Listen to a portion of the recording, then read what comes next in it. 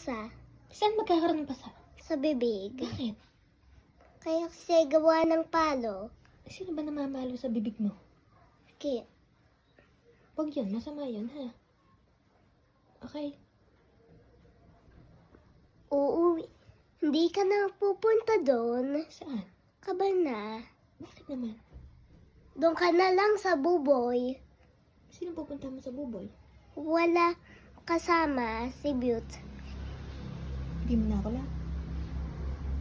Doon ka. Sino ba nakatira sa buboy? Sino nakatira si Kiyon sa Nasaan ka kabana? nakatira? Saan nakatira si Kian?